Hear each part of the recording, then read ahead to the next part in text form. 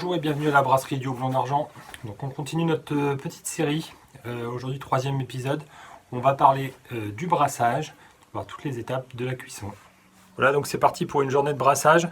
Dites-vous pas qu'il y en a pour 1 heure ou deux, c'est quasiment toute la journée. Au mieux, vous ferez 4 heures si tout va bien. Mais c'est plutôt autour de 5-6 heures, temps de faire le nettoyage, etc.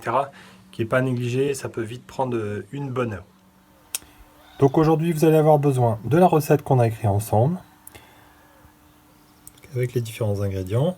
Le BC choisi à 24 pour cette blonde, un IBU à 30 pour que ce soit acceptable pour tout le monde, et nos différents paliers de cuisson. On retrouve aussi nos ingrédients, tout notre malt concassé,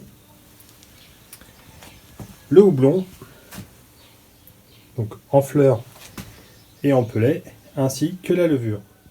Vous aurez aussi besoin du système de cuisson, donc dans mon cas la Broumonk, pour vous ça peut être une de vos gamelles à la maison, avec un système de filtration.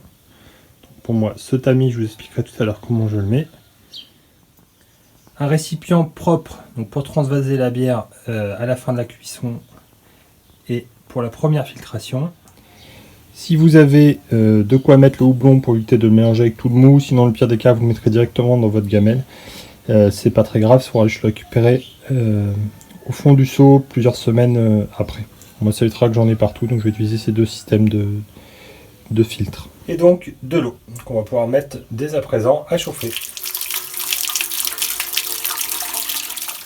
Donc pour ma recette, je mets 20 litres d'eau. Donc on allume la machine. Je la passe en manuel, je vais la laisser à 3000 watts parce que je n'ai que de l'eau, donc ça risque pas de coller au fond. Par contre on va partir donc sur les 47 degrés et donc on avait dit 20 minutes.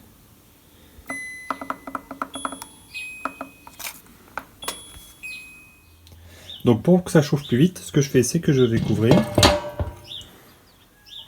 Je vais aussi mettre mon système de circulation.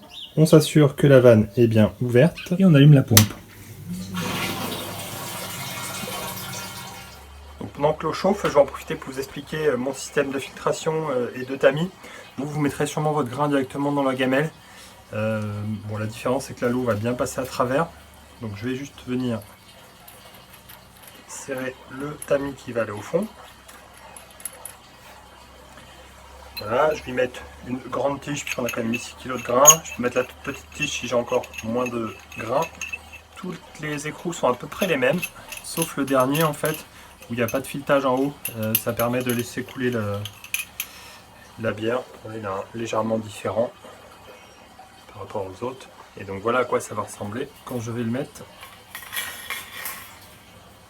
dans ce système. Et l'idée c'est qu'on va venir mettre le malt.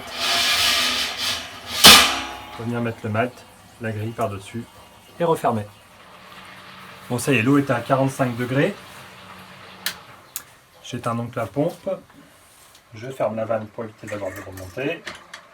Et donc on verse pour moi les 6 kg de malt.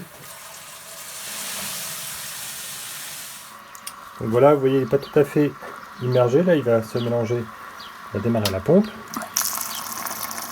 de manière à ce qu'il soit bien homogène dans toute la gamelle et surtout qu'il soit bien mouillé de partout. Et l'idée c'est quand même de le faire cuire. Donc là c'est parti pour les 20 minutes, il commence à comptabiliser. Donc moi je vais aider un petit peu le grain à se mettre un petit peu partout. Si des fois vous voyez que ça couvre pas assez l'eau, il ne faut vraiment pas hésiter.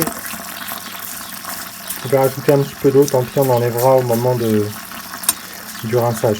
Mais il vaut mieux que le grain soit bien mouillé partout. Et donc on a notre fameuse mèche. Donc je vais venir fermer.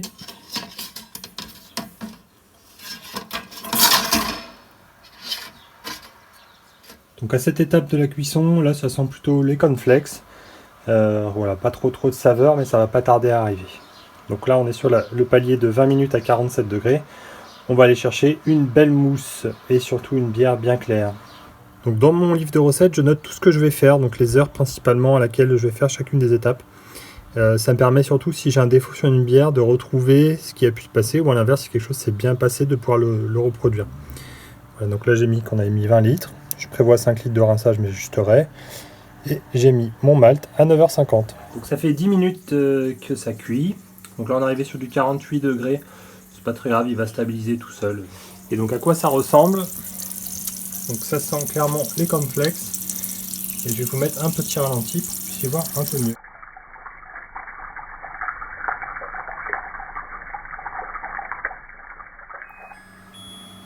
Voilà la petite musique qui nous prévient que le palier est terminé. Donc voilà ce qu'on obtient après 20 minutes de cuisson. Donc c'est le genre de boisson qu'en est pas une. On a une tisane à 47 degrés qui sent le cornflakes. Qui est plutôt très fade. Pas du tout de goût de bière pour le moment. Ça ressemble à rien de ce que vous pourrez jamais goûter. C'est plutôt très fade, pas de sucre, rien du tout. Donc là on va passer aux choses sérieuses. On va chercher les sucres fermenticibles. Donc on va baisser la puissance puisque le gâteau est fait maintenant. Et le risque c'est que ça colmate, parce que ça va chauffer trop fort. Donc je vais la mettre à 1500. Donc là on va aller chercher 62 degrés. Pour 40 minutes on avait dit. Et c'est parti. Donc j'ai couvert pour pas perdre trop de calories. Ce que je vais faire c'est que je vais baisser un petit peu le débit de ma pompe. Afin d'avoir toujours de l'eau au fond et que ça ne crame pas. Bon, ça fait 10 minutes que ça cuit. On va regarder à quoi ça ressemble. Normalement je le fais pas, mais là c'est pour vous montrer la différence entre cuit, pas cuit. Donc on s'en sert une petite rasade. Voilà, par rapport à tout à l'heure, le produit un poil plus foncé. Et au nez on commence à sentir des sucres. Et en bouche carrément, on commence à sentir des sucres. Effectivement, un petit coup de boisé qui commence à sortir. Quelques touches de chocolat, mais c'est encore très très léger. Après, on n'est qu'à 10 minutes de cuisson, donc c'est encore tout le temps de sortir. Clairement, la grosse différence, c'est que maintenant on est sur du cornflakes sucré. Alors, pour vous montrer quand c'est pas terminé ce qui se passe, je vais prendre ma teinture d'iode. Voilà. Donc là, on est sur toujours à 10 minutes de cuisson. On met quelques gouttes de réactif. Hop, on mélange un petit peu. Donc le côté violacé nous fait dire que ce n'est pas cuit du tout. Donc très important, ça on ne le boit pas. L'iode est toxique, donc ne surtout pas le boire. Vous jetez, vous rincez bien le récipient. Il nous reste 5 minutes avant la fin des sucres fermenticibles. Je vais juste vous montrer que voilà, donc c'est en train de cuire, vous voyez que tout a bien gonflé, tout est bien immergé. Donc on est sur la fin de la cuisson, il reste 2 minutes. On va extraire un petit peu. Ça sent beaucoup plus le sucre. Voilà, là on a la couleur qui commence à brunir un petit peu. Alors ça va encore se terminer avec l'étape prochaine. Et donc on va vérifier avec la teinture d'iode. Donc comme vous pouvez voir, maintenant on est bien sur du marron. On n'est plus sur du rouge ou du violet, ce qui veut dire qu'on a bien tout extrait. Donc on va pouvoir passer à l'étape suivante, qui est les sucres non fermenticibles. Donc on enchaîne tout de suite avec l'étape suivante. On va juste changer la température, passer à 67 degrés pendant 40 minutes. Et voilà. Et on se retrouve à la fin de la cuisson. Donc quand j'ai mis la température tout à l'heure, j'ai mis 67, on va augmenter à 70.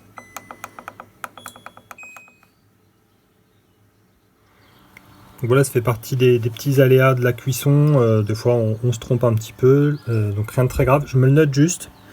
Ça me permet que si des fois j'ai un défaut ou si à l'inverse fait quelque chose de très bien, je pourrais peut-être reproduire cette idée-là. Bon là clairement on est sur 10 minutes, 3 degrés d'écart, ça va pas changer grand-chose. Bon, on est en pleine étape de cuisson des sucres non fermenticibles pour l'extraction.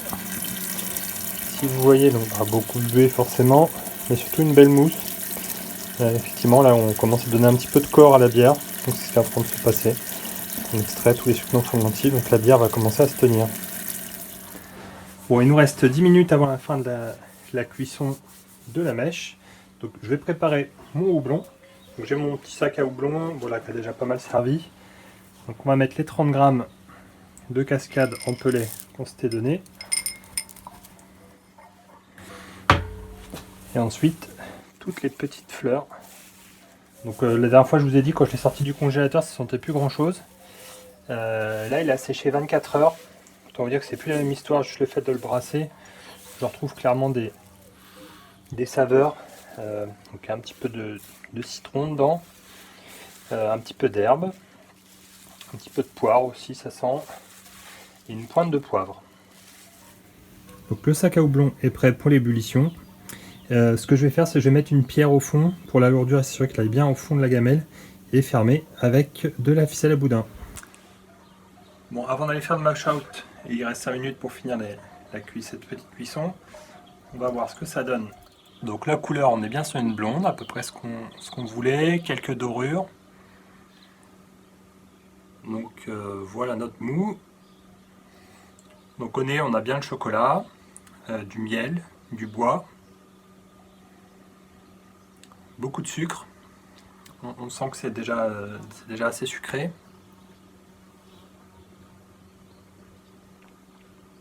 Voilà, confirmant en bouche, j'ai l'impression de boire du miel. Là on sent bien plus les saveurs, encore un petit peu le café là qu'on ressent, le sucre, et le sucre, beaucoup de sucre. Donc, un contrôle optionnel à cette étape, c'est la densité. Donc j'ai cassé mon densimètre classique, donc on va partir en plateau. Donc là je suis à 10 en degrés plateau, ce qui va me faire 1040 en densité classique. Je suis à 70 degrés, donc si on convertit ça, généralement on parle nous tout à 20 degrés. Ça m'a amené à 1061, 1062. Donc ce qui est très bien, c'est à peu près ce qu'on avait ciblé. Ce qui veut dire qu'on a bien extrait les sucres dont on avait besoin. Donc avant de filtrer et d'aller cuire le houblon, il nous reste une étape, c'est le mash out. Donc là l'objectif va être d'aller tuer les enzymes et du coup de stabiliser la bière. Donc on s'était dit une température, ne pas dépasser les 80, sinon vous allez chercher du trouble et on cherche pile l'inverse. Donc on va mettre 78 degrés pendant 10 minutes. Hop, et ce sera parfait. Alors pour profiter des 10 minutes de mash out, pour aller mettre de l'eau à chauffer, puisqu'on en aura besoin pour rincer. Donc idéalement de l'eau à 70 degrés.